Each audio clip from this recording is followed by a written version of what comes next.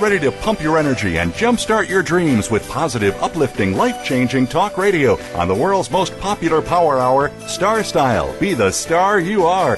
The Oprah of the airwaves, Cynthia Bryan, and her sidekick daughter, Heather Brittany, deliver lessons of success spanning the generations of the globe in their information-packed Tea for Two, a mother-daughter brew. In other segments, Cynthia interviews real-life trailblazers, authors, and experts with the courage and vision who show you how to build a road to fulfillment through their unique books and services. You'll laugh, you'll cry, you'll be informed and entertained. For your free lifestyle empowerment coaching session right here on the airwaves, turn up the volume, relax, sit back, and get ready to be inspired. Because Star Style, Be the Star You Are, starts right now.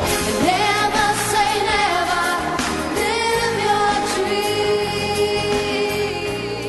Well, hello there, Power Partners. Welcome to the Hour of Power. It is radio's finest, Star Style, Be the Star You Are, our program of positive book talk.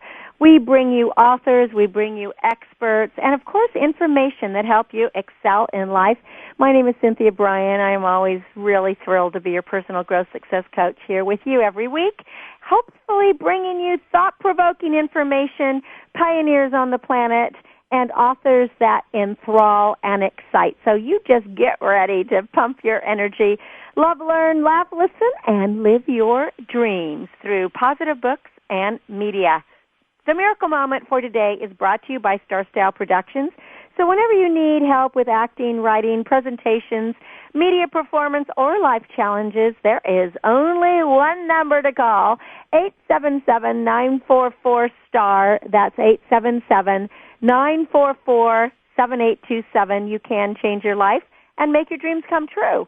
And this is a Miracle Moment by Alan Cohen, who was a guest on our show several times. Before you can find someone, you must be someone. Think about that. You have to be before you do. Well, Heather Brittany is on a snow break today, so she'll rejoin us next week for our program. And we have a great lineup. I'm going to go behind the scenes of online dating, and you're then going to meet local hero Patty Anderson, who was a contestant on The Biggest Loser and is now the spokesperson for the food bank of Contra Costa and Solano. And finally, we'll take a look at World War II through the eyes of the New York Times best-selling novelist Sarah Blake with her just absolutely thought-provoking, spellbinding novel, The Mistress. It is the week of love, and all across America, every February 14th, candy cards, flowers, jewelry are exchanged between lovers, all in the name of St. Valentine. Now, one legend contends that Valentine was a priest who served during the 3rd century in Rome, and when Emperor Claudius II decided that single men made better soldiers than those that had wives and families at home, I wonder why, he outlawed marriage for all young men. Because why? That was his crop of potential soldiers. So Valentine, the priest, realizing the injustice of this decree, defied Claudius and continued to form marriages for young lovers, and he performed those marriages and wedding vows in secret. And when Valentine's actions were discovered, Claudius ordered that he would be put to death. Valentine would be put to death. Thus begins the legend of St. Valentine, the patron saint of lovers, was born. So, of course, we are going to be talking about how love is the answer to all the questions. And speaking of love, I would love you to order a copy of my ebook, The Blessings of Love and Relationships. It's available only at the Star Style store and at Amazon.com. At the Star Style store, you can get the book by going to star-style.com and click on Star Style store. And that way you'll get an autographed copy. Or if you are someone that just likes to go to Amazon, just go to Amazon.com and type in the name, The Blessings of Love and Relationships by Cynthia Bryan. And I suggest typing the whole thing, The Blessings of Love and Relationships by Cynthia Bryan. It's really inexpensive, and it is a great inspirational read to increase the love in your life. So before we really get into those heart-shaped cards and the candy and all the fun stuff and online dating, I just have a couple of great quick announcements. Did you all receive the email that said something like, yes, we've done it again this week? If not, check your spam file and then send me an email, Cynthia at star-style.com. That's Cynthia at star-style.com. Because we are so honored to report that this program, Star Style, Be the Star You Are, has been honored with an Arts Appreciation Award by GuideStar and great nonprofits for the positive broadcasting that we have been doing since 1998. So it's a really big deal. We've been on the air that long. And in addition, the charity that brings you the show, Be the Star You Are, a positive media and literacy charity to empower women, family, and youth, was once again saluted as a top-rated nonprofit. This is the second year in a row, and that's pretty cool for just a little small grassroots charity. So I salute all the volunteers. I thank all of our supporters. I graciously thank you, our listeners, and our World Talk Radio Voice America family, all of our radio guests who have contributed so valiantly to our programming, the syndicators, and everyone who believes in our mission of to be a leader, you must be a reader. So we are growing people, and we thank you for keeping us fertilized and watered and loved. If you want to read more, go to BeTheStarYouAre.org, or you can go to greatnonprofits.org and type in Be the Star You Are Charity, and you'll find it. Also, the 7th Annual National Essay Contest is now complete. We will be announcing the winner later this month, so stay tuned. You can visit starstyleradio.com, or you can just go and visit BeTheStarYouAre.org, and you will find out who the winner is. But, of course, we're going to announce it here live on Star Style, Be the Star You Are, before you will see it anywhere else. So now back to the love game. When I was just a freshman in college at UCLA, I was spotted on campus asked to audition for a very popular TV show at the time that was called The Dating Game. And after several callbacks, I did get a spot and was on television charged with the challenge of choosing between 3 eligible bachelors who were shielded behind a wall. I couldn't ascertain their physical qualities or their inadequacies. And I made my choice completely based on the answers to the questions that I asked them. And what was unique in the way that I asked questions, I didn't do any questions in English. I asked in 7 different languages. So obviously none of them spoke it, but spoke any of these languages. But it was a test. It was a challenge, right?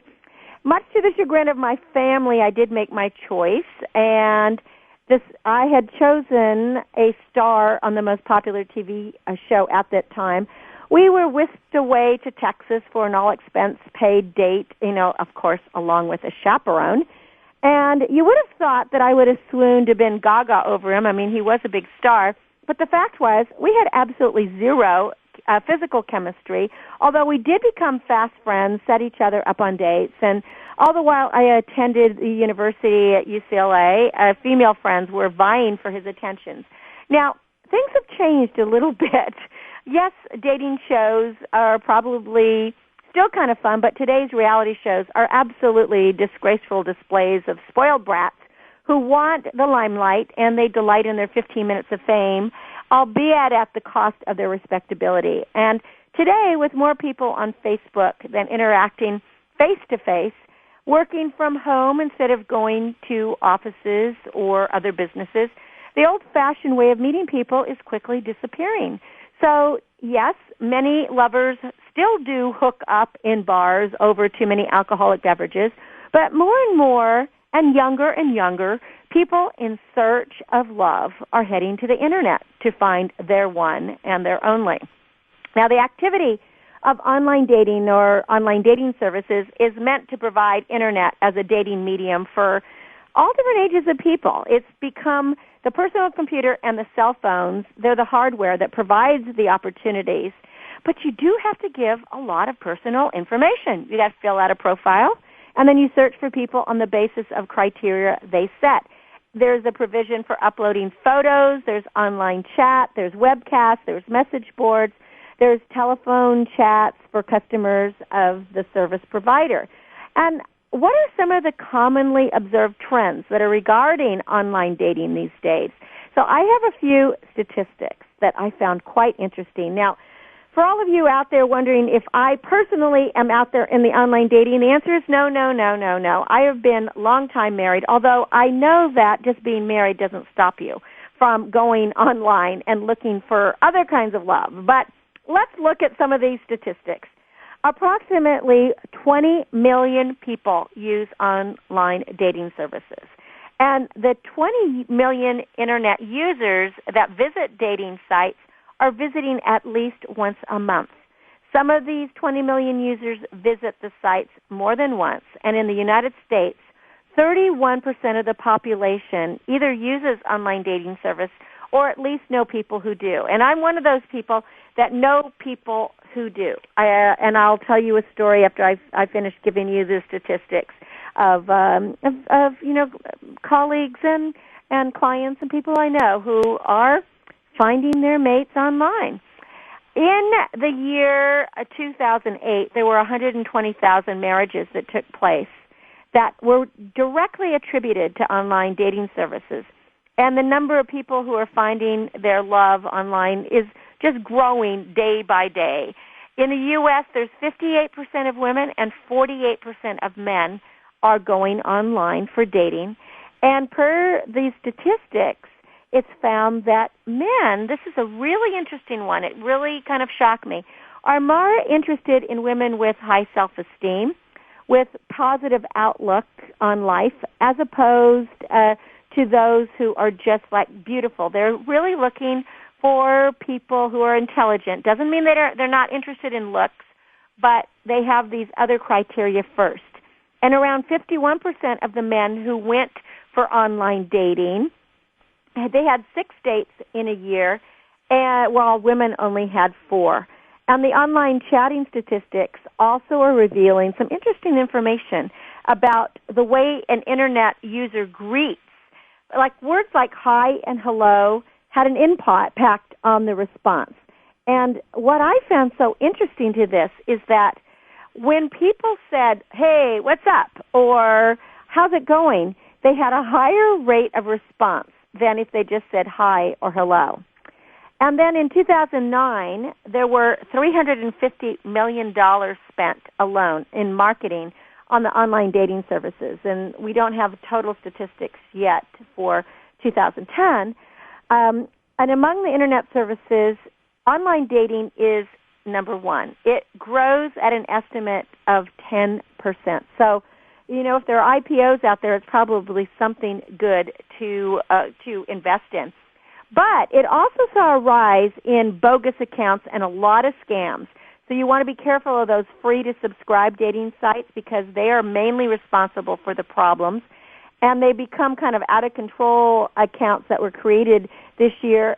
10% of them were bogus. So you could go and find out more about dating scams.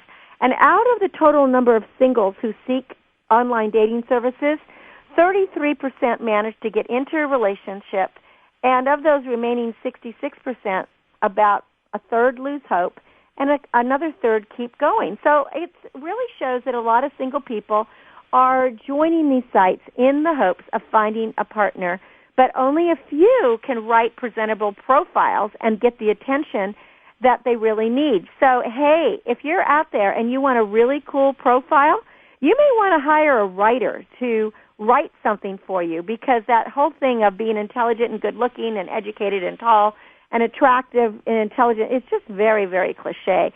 And the reason that why most profiles are so mundanely written is because anybody can write something. So words are all that we have, and to get somebody's attention, you really need to be a little bit witty. And you want to be safe. So here are a couple of profile tips. If you're planning to register for online dating, it's a good idea to keep these things in mind. Be concise, sincere, and simple. Before you begin, make a rough draft. Plagiarisms may be allowed somewhere, but don't do it. That's crazy. And do you really want to know how to grab somebody? Humor is really the essence of of anyone's life. People like to laugh.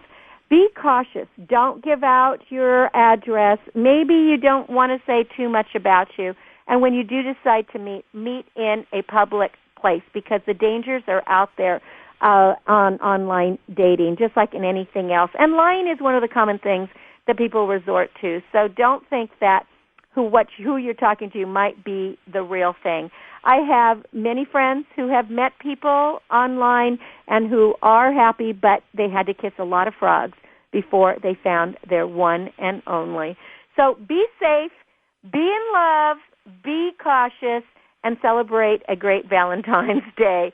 But remember to be organized, and online dating is like anything else. You have to be cautious and listen to your gut. When I return from break, we're going to be talking to a contestant on The Biggest Loser, Patty Anderson, and she has turned her life into one of health and giving back as she speaks about healthy living and living on behalf of the Food Bank of Contra Costa and Solano. She's an inspiring hero. Stay tuned. I'm Cynthia Bryan. This is Star Style. I'll be right back with Patty.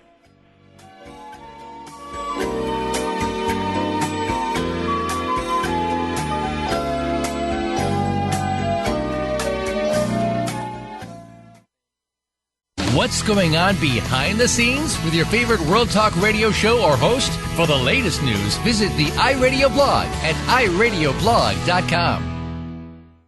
Looking for unique, one-of-a-kind gifts for the special woman in your life? The Carmony Collection creates handmade handbags, clutches, candles, and canvases from vintage and recycled fabrics, bangles, and beads. Be eco-friendly and fashionable with prices for all pocketbooks. Visit www.carmonycollection.com. That's Carmony with a K and Collection with a K. Or call 925-785-7827. Be the star you are.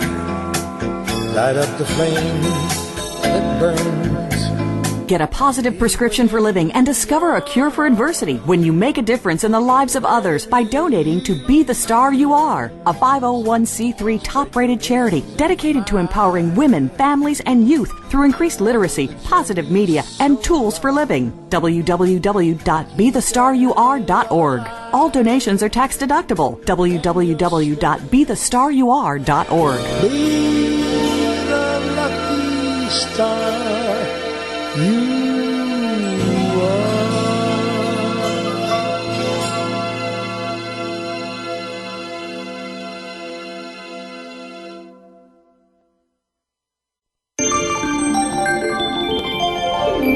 You're listening to the World Talk Radio Variety Channel.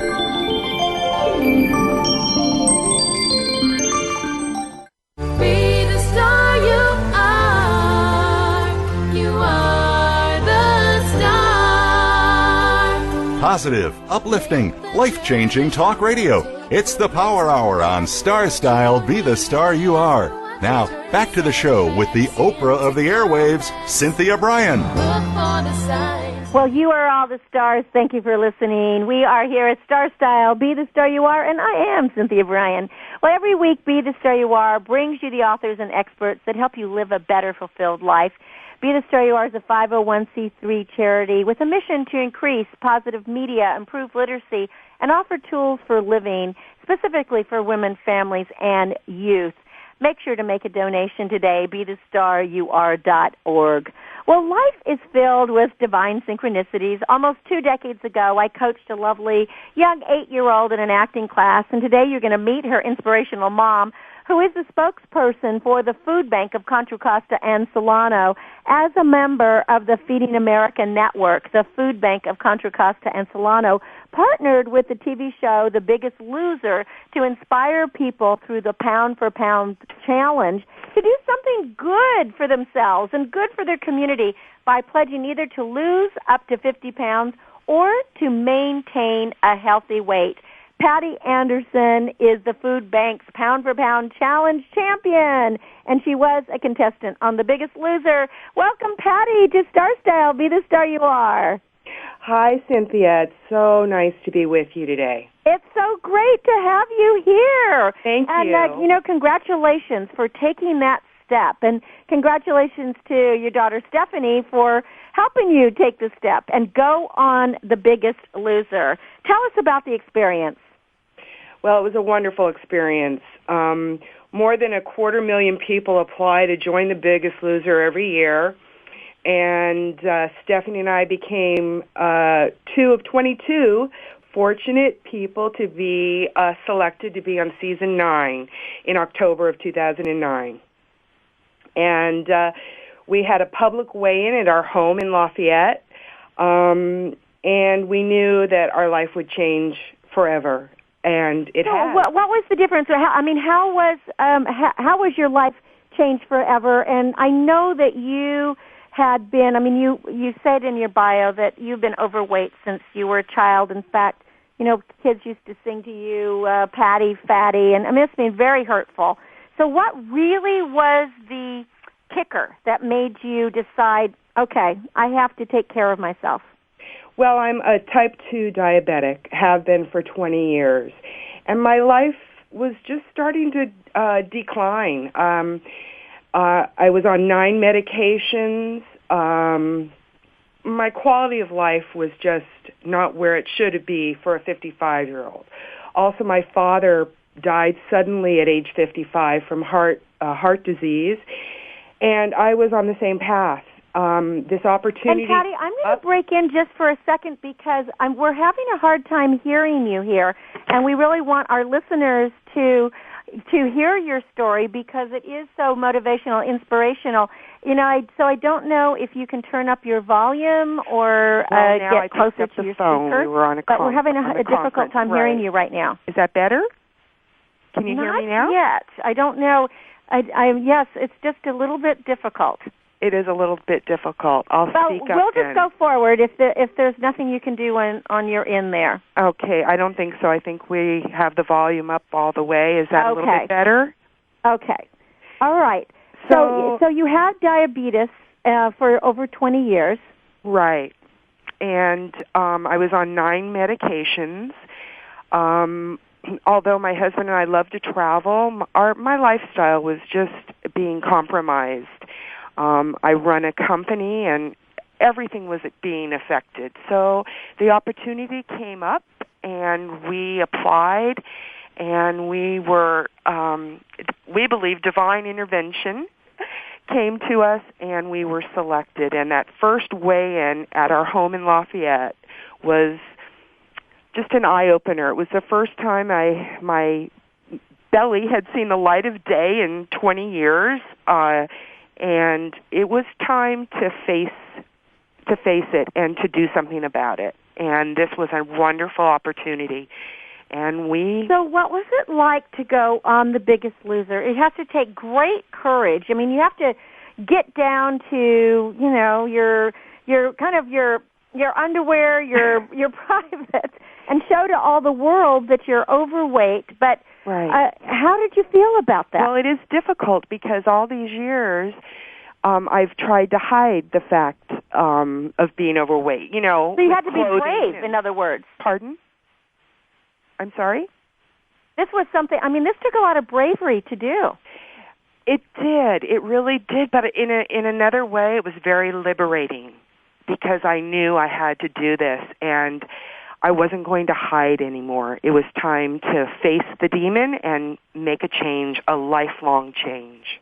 Well, I think what's so fascinating about your story, too, is that you and your husband, just so our listeners know, have been together since you were in 8th grade, and you've grown together, and obviously, you love each other very much, and he's always been supportive of you. And I really loved it when I read something that you said, now it was time for you to become the woman he deserved by being healthy.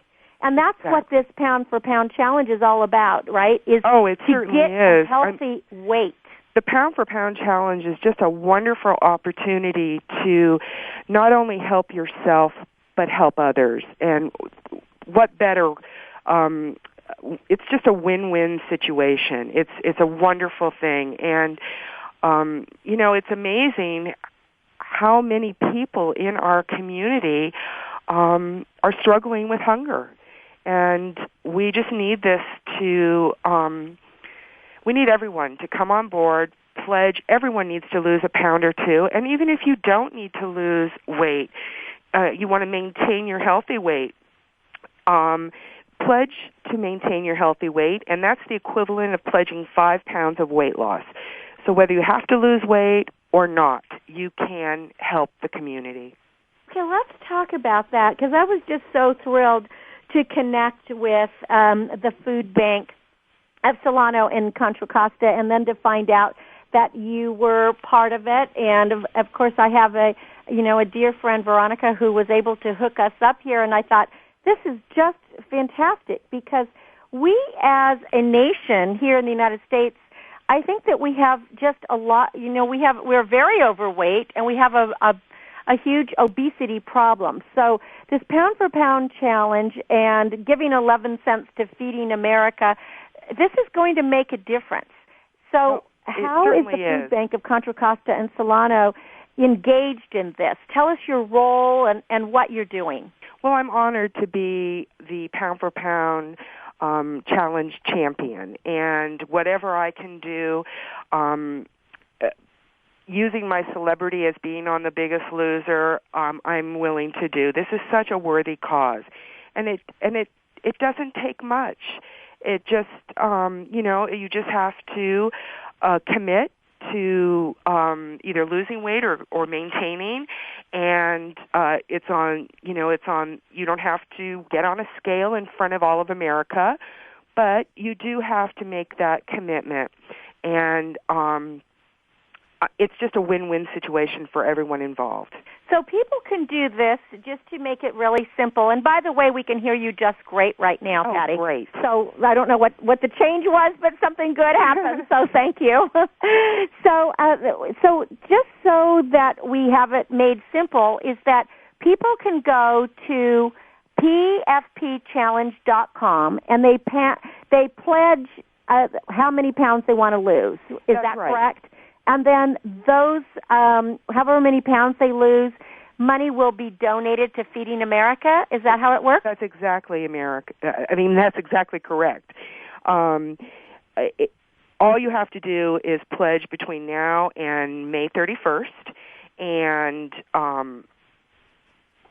you can go, as you said, to the PFP challenge.com. You can also go to www.foodbankccs.org to check out the events and how to become involved. Or you can also go to PFP on Facebook and join and be updated with all of the information that they have there and how you can be involved. Well, and I want to just give the letters. It's P as in Paul, F as in Frank, P as in Paul, challenge.com. And then I wanted to just go again a little bit and talk about the Food Bank of Contra Costa and Solano, because it has been serving the community for over 35 years. And, every month they're providing about 132,000 hungry people. They give them their food. I mean, that is It's huge. amazing, so isn't there's it? a lot of agencies that are helping, and they're providing the necessities of life. So you want to get involved with the food bank, and you want to give back and make some kind of donation. So what a wonderful thing, Patty, that is. you what really are struck me, becoming their Cynthia, champion here. Oh, thank you. But what really struck me is that, and I didn't know this, that 1 in 6 people living in Contra Costa and Solano counties struggle with hunger, and 1 in 3 people receiving emergency food are children. See, and that's the sadness, is that it's the kids. And if you don't have good nourishment, and if you don't have some healthy choices, your body can't grow into the strong, able-bodied future person that you're meant to be. And you're so right. And it also, people, I think that it's expensive to eat healthy. And it really isn't. You can get purchase and make really good, nutritious food for you and your family on a budget. It doesn't have to be expensive. No, exactly. You just have to and have I think the you knowledge. just have to learn that. And so we salute the Food Bank of Contra Costa and Solano, and the food banks that are around America that are making a difference and feeding the hungry, and especially the children. And a phone number, if you'd like to get in touch with them and make a donation or donate food or volunteer, whatever you can do, is 800-870-FOOD. Can't be any easier than that, 800-870-FOOD. food and their website, Food Bank CCS, that's like cat, and sam.org. So, Patty, let's talk a little bit more about The Biggest Loser. It's one of the most popular shows on the air right now. And then there was such a great, something great that came out of it with your daughter, Stephanie, meeting the love of her life, Sam. Oh, yes. Tell us about the whole experience and how it's really changed your life for the better. Oh, everything about my life has changed. My health, I'm taking one medication now instead of 9. Oh, that's amazing. Congratulations. Thank you. I, according to the doctor at the end of the show, which was last May, I had regained 14 years of my life by diet and exercise. I mean, how simple can it be? It's hard work. It's hard work whether you're at the ranch or at home. And I did this all at home because I was eliminated week 2. But I learned enough to come home, clear out my kitchen cabinets, and go shopping for food that I knew would be good for me. And then I started an exercise program. So just the fact that you were a contestant meant that you started making better choices.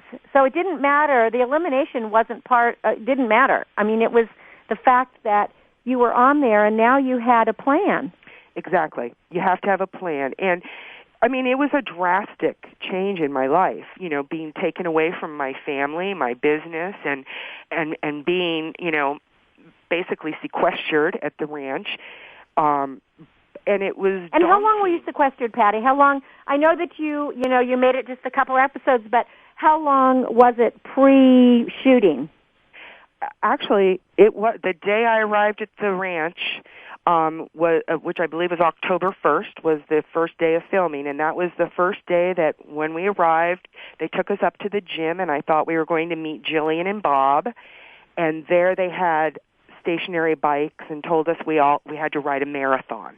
Oh my God! Well, Cynthia, I hadn't been on a bike since I was 10. Yeah, so did your heart drop? I was so scared and just so out of shape and unhealthy. And Stephanie and I and also there were 11 couples and only 9 would make it into the house. So that added to the stress. Stephanie and I were team number 9 and we made it. And I, in fact, the first week weigh-in, I set a record for losing 23 pounds. The most weight by a woman during week 1 of any season. But because of that, huge. Week 2 I only lost 4 pounds, so that was the reason I was eliminated. Because your body does what your body does. Right, and so what was the difference of when you look back in reflection?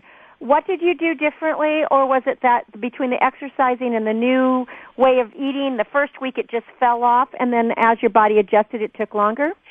It takes a bit, right. The more you lose, the harder it is. But it's not, it comes down to mindset. You have to change your mindset or you can't change your life. Oh, very good. And that is what they teach you. It's really about discipline, too, isn't it? You have to have determination. You have to be perseverant. And you have to change your lifestyle. You really had to want it. You had to get to that place that you just knew if you didn't change your life, something bad was going to happen. Well, the doctor on the show told me if I didn't change anything, something catastrophic was going to happen within 5 years. Well, and here you are, the head of a huge company that's really a male-dominated industry that you're in. Exactly. And you needed to be healthy. Plus, you have your children and your husband who you love. I do, and everything happens for a reason. I was sad that I was eliminated when I was, but then I had the opportunity to be home when Pamela got engaged. And so I was there for her when all her happiness began, and I'm going to be around for a long time. And now Stephanie and Sam are engaged. We have so many wonderful for you to look forward to. You have so much to look forward to. And now you're going to be campaigning for this pound for pound challenge, and hopefully help the food bank of Contra Costa and Solano get funds that they can feed the thousands of people that they feed just here locally. And, again, across America, it doesn't matter where you are, you want to get involved with this pound for pound challenge and take your health into your own hands, because it is up to us to be responsible for our own living and our own lives. So let's give out the websites again. I want to make sure that everybody gets all the websites. And, Patty. Okay. So, Food Bank of Contra Costa and Solano. That's right, www.foodbankccs.org. And you can also call 800-870-FOOD if you would like to make a donation. That's and correct. Then the Pound for Pound Challenge, let's give that out as well. Of course, www.pfpchallenge.com. And again, just to remind you all, for every pound that you pledge, the Pound for Pound Challenge is going to donate 11 cents to the Feeding America, and then they will distribute this to the different food banks throughout the United States. And this is Patty Anderson. She is the Pound for Pound Challenge champion of the Food Bank of Contra Costa and Solano County. And we are just thrilled for you, and I am just so happy to know that you are healthy right now and that the family is doing so well. Thank you. We really are. And I just hope that your listeners will join us in this, in pledging weight loss, and, they'll be helping themselves and they'll be helping so many other people. Well, and that is it. I mean, the life they save could be their own, right? That's right. It is. So take Patty Anderson's advice, and by the way, she is the president of Anderson Movers, and she is the Pound for Pound Challenge champion for the Food Bank of Contra Costa and Solano. Well, give my best to everyone. This really is a fairy tale ending for all of you, and I know that you've got a great year to come, and also you have a long life now, Patty. I know. I'm very excited. Thank you so much for this opportunity, and thank you to your listeners for donating to the food bank. We really appreciate it. Well, we all have to give back, and feeding people is important. But all of you out there, get healthy. So thank you so much, Patty, for coming on our show, sharing your story of being on The Biggest Loser and being the Pound for Pound champion. Everyone, please go to foodbankccs.org or Pound for Pound Challenge.com. That's right. And I am Cynthia Bryan. This is Star Style. Be the star you are. And when we come back, we're going to go across the seas. We're going to be in World War II. It's going to be about being in the whole blitz of England and then back in Massachusetts with New York Times bestselling novelist Sarah Blake. Come with us. Come with us on this journey. I'll be right back. Do not go away.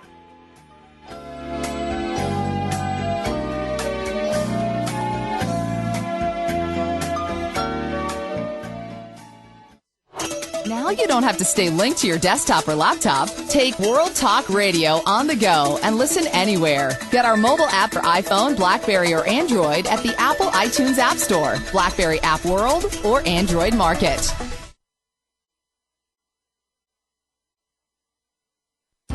Are you living your dreams? Want to create a life you love but don't know how to begin? Lifestyle coach and personal growth expert Cynthia Bryan has jump-started the lives and careers of clients for over 2 decades with her signature Star Style consultations. With personalized sessions by phone or in person, you'll turn your passions into profits. Visit www.cynthiabryan.com or call 925-377-STAR. That's cynthiabryan.com or call 925-377-7827. Cynthia Bryan is your guide on the side. www.cynthiabryan.com. You can be the star you are. Follow the World Talk Radio Network on Twitter. We're at World Talk Radio. You'll get the latest fix on what's happening with our shows, this week's featured guests, and general happenings that you should know about at the World Talk Radio Network. Now you don't have to miss anything when you're away from your home or office. Just go to twitter.com/World Talk Radio or follow along with us at World Talk Radio, the World Talk Radio Network. We're on the cutting edge of social media. Can you keep up?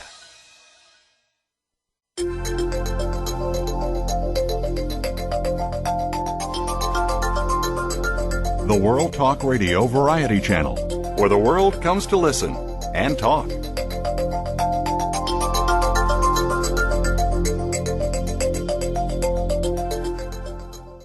Be the star you are. You are the star. Turn up the volume, grab a seat, and get ready to be challenged, inspired, and motivated to greatness. It's Power Party time on Star Style, Be the Star You Are, with your hosts, the mother-daughter dynamic duo, Cynthia Bryan and Heather Brittany. Well, thank you for joining us here on Star Style, Be the Star You Are, where the world comes to talk and listen. And we bring you the authors with stories that intrigue, inspire, and definitely make us think. I am Cynthia Bryan. The Siren's Call of a War Over There by broadcaster Frankie Bard sends Dr. Will, a newlywed from a small town in Massachusetts, to sail to London to help in the Blitz of World War II. Sarah Blake's novel, a New York Times bestseller, The Postmistress, asks the question, how do we bring the war home, and how can we respond to something that doesn't affect us personally? Welcome, Sarah, to Star Style, Be the Star You Are. Oh, thank you. It's so good to be here. Well, you know, it's interesting how your novel made me think. Today, I had to go to my post office box. I also am in a small town where we have postmasters. I know that there's no postmistresses, according to what you're saying, but where there are men and women that are postmasters to retrieve my mail, and there in my box were 2 letters and an invoice that were addressed to somebody else. Now, normally, I don't even think about it. Obviously, somebody, had put the mail in the wrong box. And usually when it happens, I just repost it. But today, with your novel fresh in my mind, it gave me pause. You start your novel off with Frankie Bard asking that question, what would you think of a postmistress who chose not to deliver the mail? Such an interesting moral question. So tell us about the scenario, how you arrived at it, why you started like this.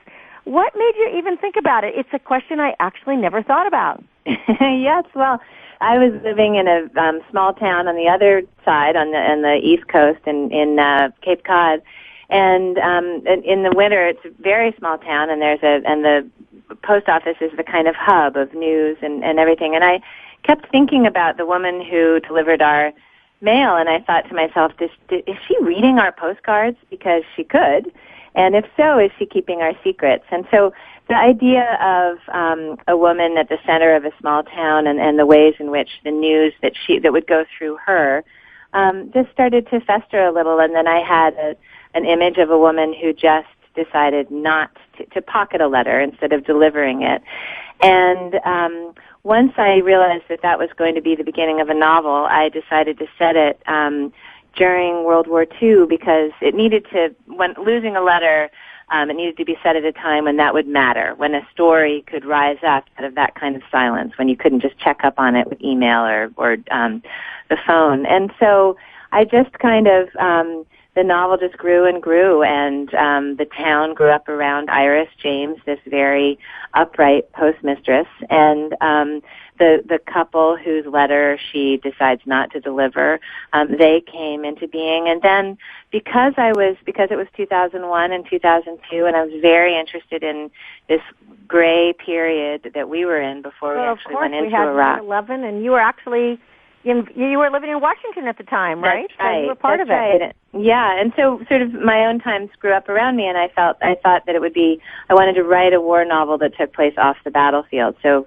Frankie Bard, who is the third character, who is a war correspondent, is reporting from the Blitz, which was a time before the Americans were involved in the war, but Europe was fully in. And so this period that was, what were we doing as Americans? How do we take in the news about what's happening over there? And all centering around what would you do if a letter didn't make it into your hands? What happens when news happens but you don't necessarily hear of it? So all of those questions I was asking. Well, it is a very timely, although it's taking place in World War II, because so many people today, obviously most people today have not lived through World War II. They may be children or grandchildren or great-grandchildren of that. But with the internet and with this immediate correspondence that we have, one doesn't remember that it took 2 weeks or 3 weeks for letters to cross the ocean. So there was no instantaneous knowledge of what was going on anyway. And I found it very interesting, too, just even the whole idea of humanity, how different it was then. You have the chapter beginning in your book with Iris going to the doctor in another town so she can get this letter to show that she is still a virgin, so that when she gives herself to the man that she loves, she can present him with this wonderful certificate that she is still intact. That's right. Was such it just painted such a picture of the times.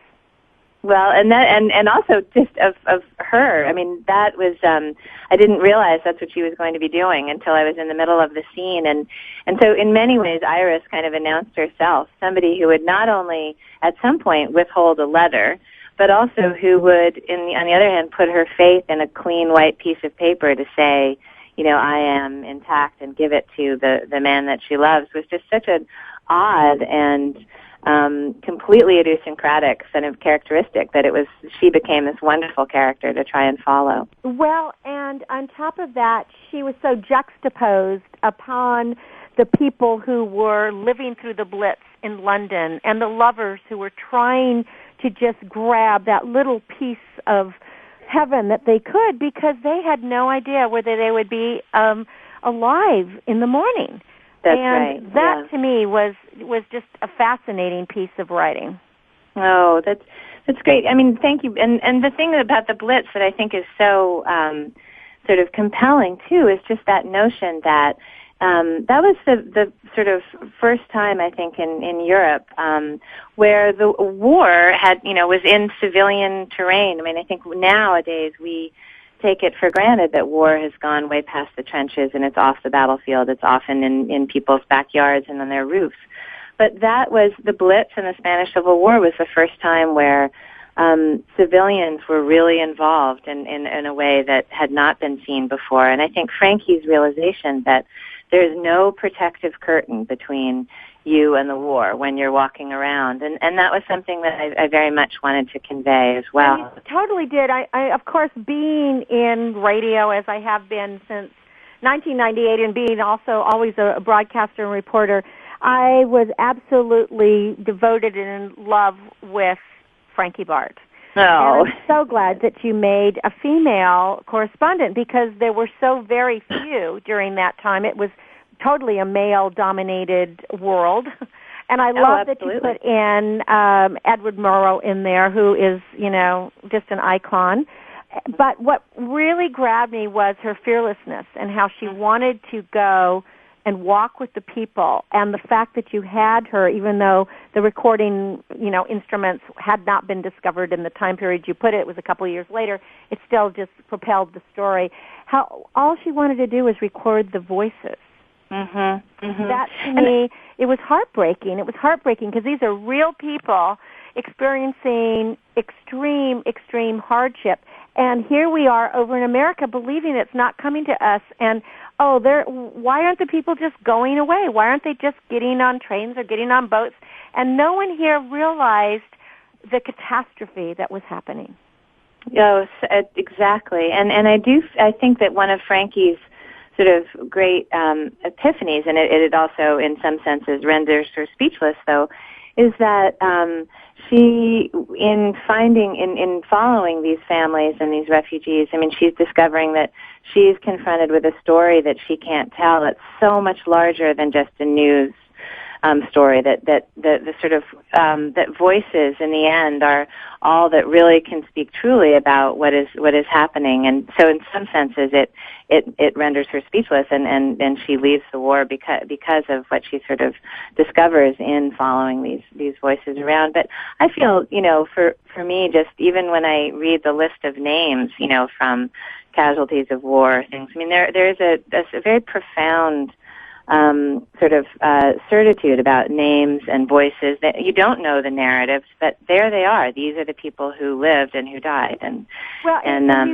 you've just said it, Sarah, is that they are real people with families, with feelings, with jobs, with, dreams and hopes and aspirations. And in that time period, either we as a nation or we as a world shut our eyes to the plot of what was going on to the Jews, because it was like, this couldn't possibly be happening. It must be just crazy.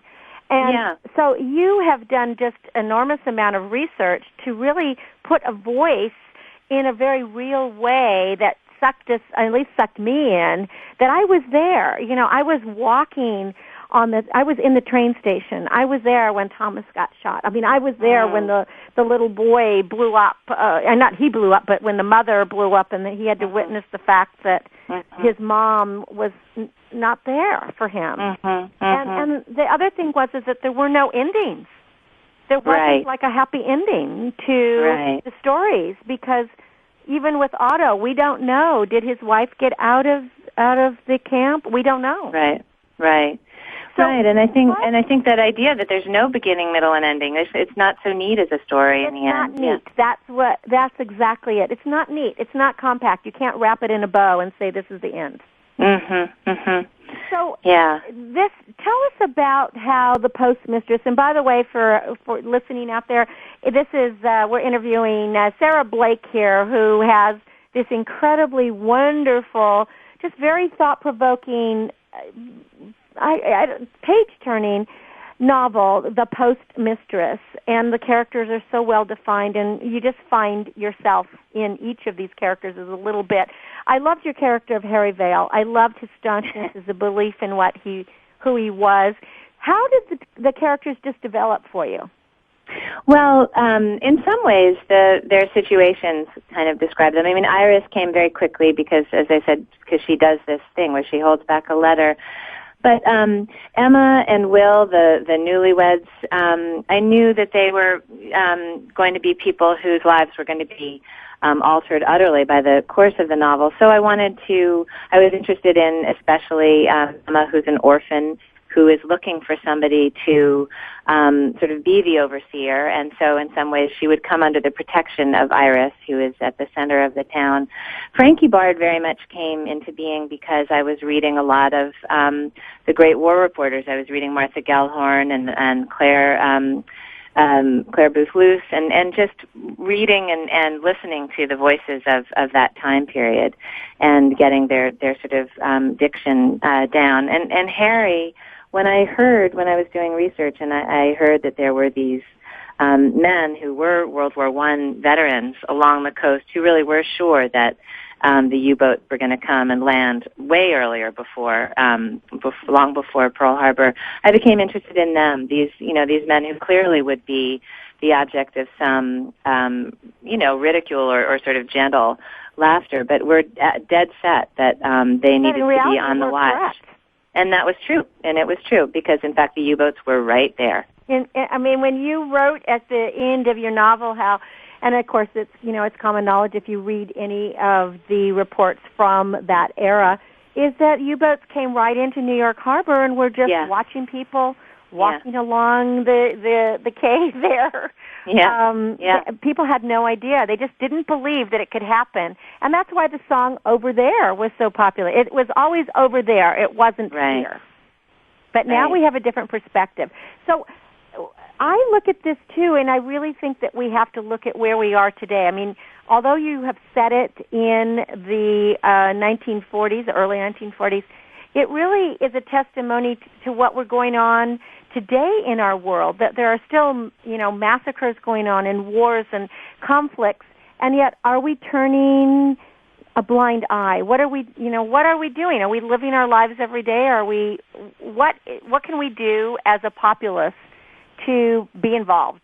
Yeah, no, exactly. And that was very, very much what I wanted to sort of set in motion in creating these characters, because it was a question that was very active. It is very active for me. I mean, especially, right now, what's going on in Egypt, just like while we're talking. Oh, my goodness, exactly. Completely historical. And so, again, I think in some ways, because we get our news so fast and so in such an unmediated way, it becomes even more important to try and like just really, what does it mean to pay attention to this, and what does this ask us to do? And I think, you know, not just getting the news, but really taking it in is the I think in a way is the challenge, because we all can say we know what happened, but what does that mean?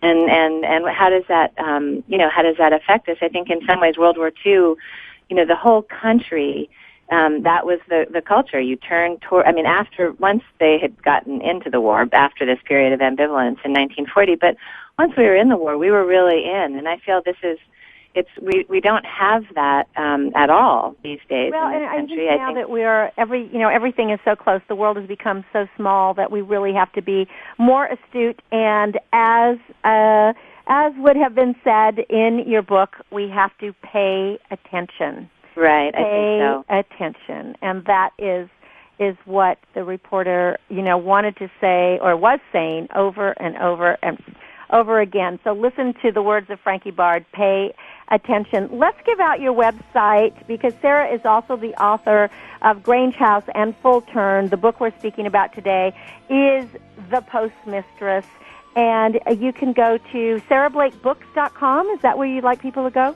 That's right. That would be great. Yep. sarahblakebooks.com. She's on a book tour. Look for her at your favorite bookstore. She may be there speaking, and you could get an autograph. Well, Sarah, we'll look forward to your next novel. Thanks. This is a wonderful, wonderful testament, I think, to what we all need to know and what we all need to take inside of us to be alert and to be involved, to care, and most of all, to pay attention. Oh, thank you so much. That's such a great compliment to hear. Thank you. Thank you, Sarah, for being a guest here on Star Style, Be the Star You Are, the Post Mistress. Well, I am Cynthia Bryan. That's it for today. I really am glad that you joined us. Visit BeTheStarYouAre.org. Make a donation. Help women, families, and youth. And celebrate every day. This may be the last. We never know what we have. But I hope I'll hear you and see you and talk with you next week. I am Cynthia Bryan. This is Star Style. Be the Star You Are. Until we chat again. Be well. Be happy.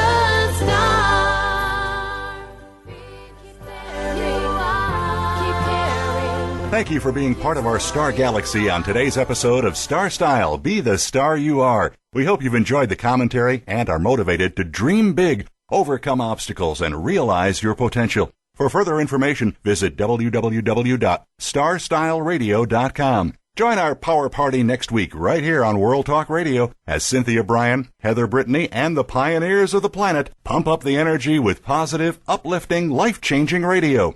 Until then, be the star you are.